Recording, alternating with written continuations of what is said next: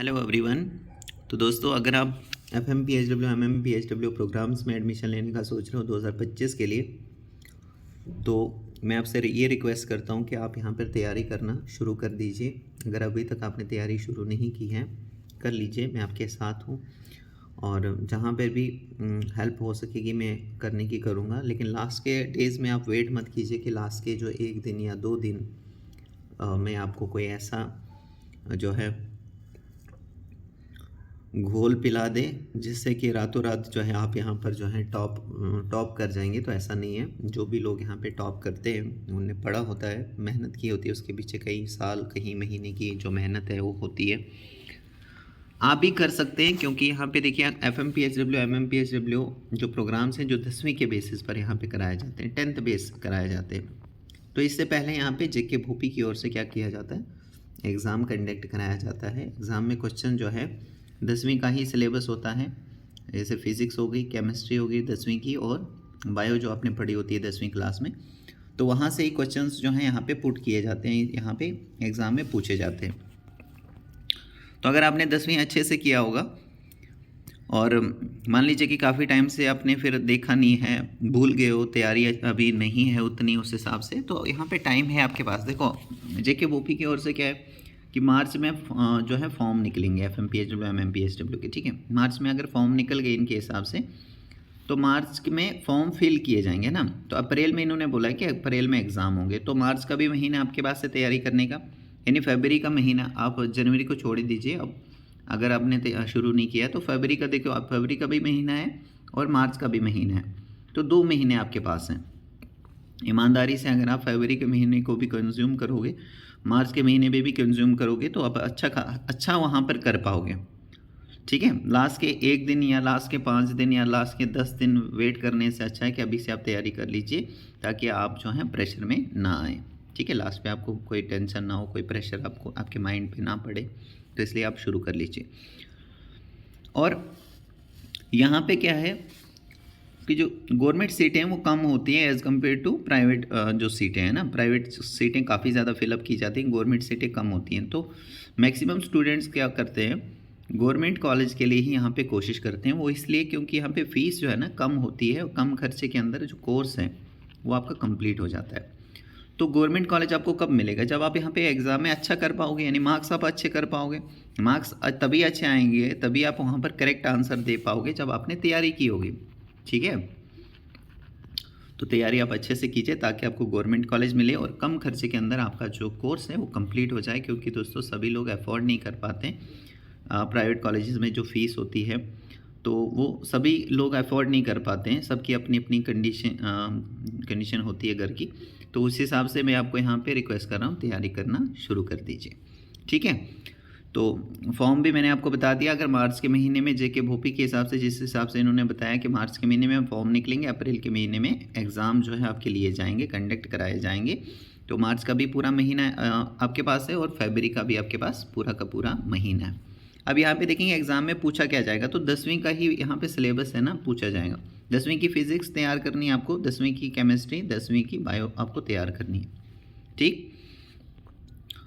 और इसके अलावा यहाँ पे एलिजिबिलिटी में और भी यहाँ पे देख लेंगे हम, ताकि कोई भी आपकी जो डाउट वगैरह रहेगा ना वो नहीं होना चाहिए। वैसे मैंने बताया हुआ कई बार, फिर से बता रहा हूँ आपको, जिन्होंने नहीं देखा है वो फिर से देखें।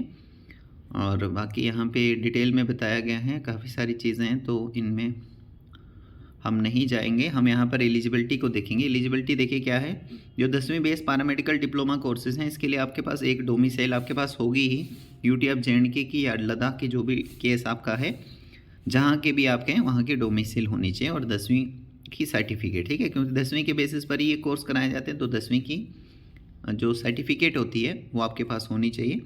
और कैटेगरी का अगर बेनिफिट लेना चाहते हो ना, तो जैसे ही फॉर्म निकलते हैं ना उसी टाइम पर आपको ये अपलोड करनी होती है, ठीक है।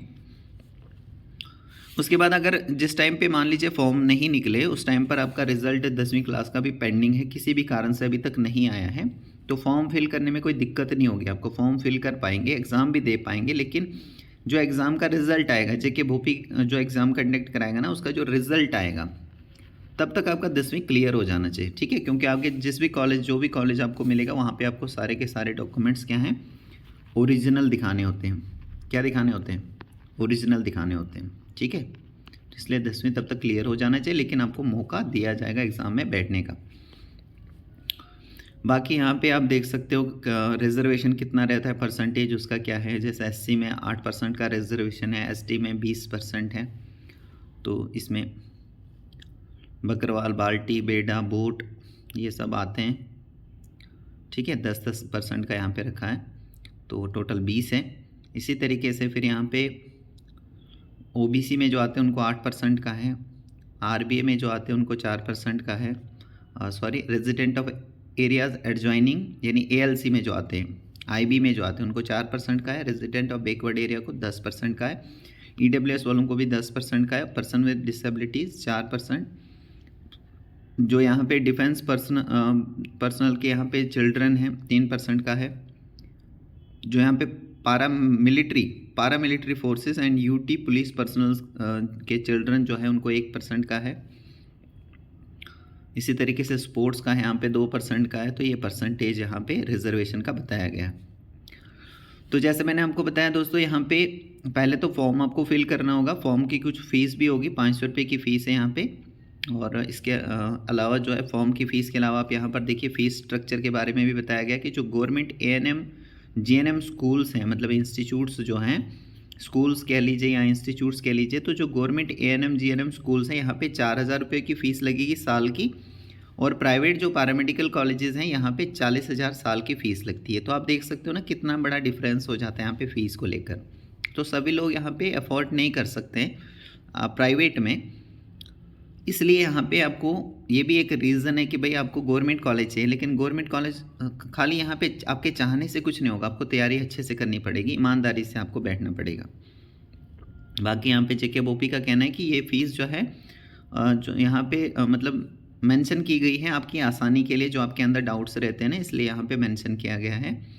और बाकी जो एग्जैक्ट फ़ीस कितनी है वो आपको कॉलेज से कंफर्म करनी पड़ेगी। जिस भी कॉलेज में आप एडमिशन लोगे वहाँ पे आप एक बार कंफर्म कर लीजिए कि भाई 2025 में वो कितनी फ़ीस आपसे चार्ज करेंगे, ठीक है।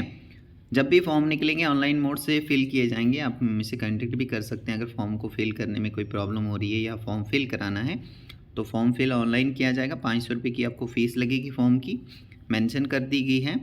और ये आपको मतलब डेबिट कार्ड या क्रेडिट कार्ड फैसिलिटी से आप फ़ीस को पे कर सकते हैं, ठीक है। ये मैं कई बार आपको बोल चुका हूँ कैसे फिल करना है, क्या क्या सर्टिफिकेट्स अपलोड करनी है, वो सारा कुछ मैंने आपको बता दिया है पहले से। लेकिन एक चीज़ मैं आपको यहाँ पे बताऊँगा, जो कैटेगरी है ना, कैटेगरी आपको इसी टाइम पर जब फॉर्म निकलेंगे यहाँ पे ही आपको ये कैटेगरी सर्टिफिकेट अगर आपके पास है, जैसे आरबीए है, तो इसी टाइम पर आप यहाँ पर अपलोड करोगे अगर आपको बेनिफिट इसका लेना है, ठीक है।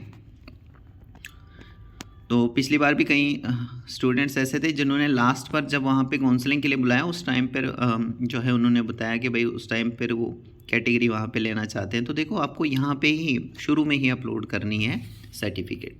बाकी पहले एडमिट कार्ड आएंगे आपके एग्ज़ाम से पहले, आपके एडमिट कार्ड आएंगे। अगर आपका एग्ज़ाम लिया जाता है तो एडमिट कार्ड आएंगे, एडमिट कार्ड आपको डाउनलोड करना है।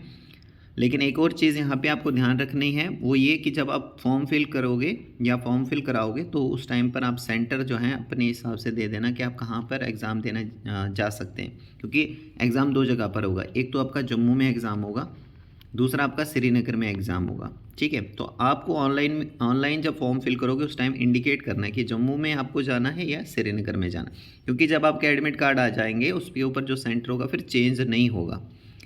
समझ में आ रहा है? एडमिट कार्ड भी ऑनलाइन जो है डाउनलोड किए जाएंगे। और उसके बाद फिर यहाँ पे एक जो यहाँ पे आपका एग्ज़ाम लिया जाएगा ये इंग्लिश भाषा में होगा, यानी इंग्लिश लैंग्वेज में वहाँ पे क्वेश्चंस होंगे। और बाकी यहाँ पे जो हैं OMR बेस्ड होगा, OMR आंसर शीट दी जाएगी। क्वेश्चन पेपर के अलावा आपको एक OMR आंसर शीट दी जाएगी, उसके ऊपर आपको आंसर करना होगा। जैसे यहाँ पे एग्जाम्पल भी बताई गई है इन्होंने। क्वेश्चन नंबर 11वां है, डल लेक कहाँ पर है, कौन से स्टेट में है। 4 ऑप्शन है, राजस्थान, जम्मू कश्मीर, उत्तर प्रदेश और पंजाब। राइट आंसर है जम्मू एंड कश्मीर, यानी ऑप्शन नंबर 2 राइट आंसर है। तो OMR आंसर शीट पे कैसे आंसर करोगे यहाँ पे इन्होंने बताया हुआ है। जैसे 11वें क्वेश्चन का इन्होंने सेकंड ऑप्शन को आपको डार्क करके बताया सर्कल को। ऐसे ही आपको OMR आंसर शीट मिलेगी जिसके ऊपर आपको सर्कल को मतलब डार्क करना होता है, ठीक है। कंप्लीट आपको सर्कल को ड्रा करना मतलब डार्क करना होता है। थोड़ा सा नीचे स्क्रॉल होने के बाद अब यहाँ पर आप सिलेबस देख लीजिए।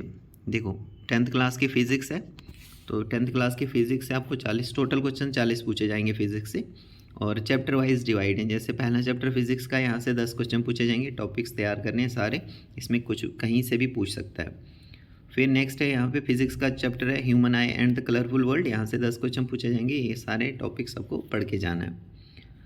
इलेक्ट्रिसिटी वाला चैप्टर है, यहाँ से 10 क्वेश्चन पूछे जाएंगे, ये आपको टॉपिक्स जो हैं तैयार करने हैं। फिर मैग्नेटिक इफेक्ट ऑफ करंट, यहाँ से भी 10 क्वेश्चन, और ये टॉपिक्स आपको तैयार। तो इस तरीके से यहाँ से टोटल 40 क्वेश्चंस यानी 40 मार्क्स का आपको पूछा जाएगा। एक क्वेश्चन 1 नंबर का रहेगा ना, तो 40 क्वेश्चन पूछे जाएंगे, 40 मार्क्स के रहेंगे। फिर 10th क्लास की केमिस्ट्री है, यहाँ से भी 40 क्वेश्चन पूछे जाएंगे। टोटल चैप्टर वाइज बताया गया है, पहले चैप्टर से 10 क्वेश्चन, दूसरे चैप्टर से भी 10 क्वेश्चन केमिस्ट्री के, तीसरा जो चैप्टर है केमिस्ट्री का, यहाँ से भी 10 क्वेश्चन पूछे जाएंगे।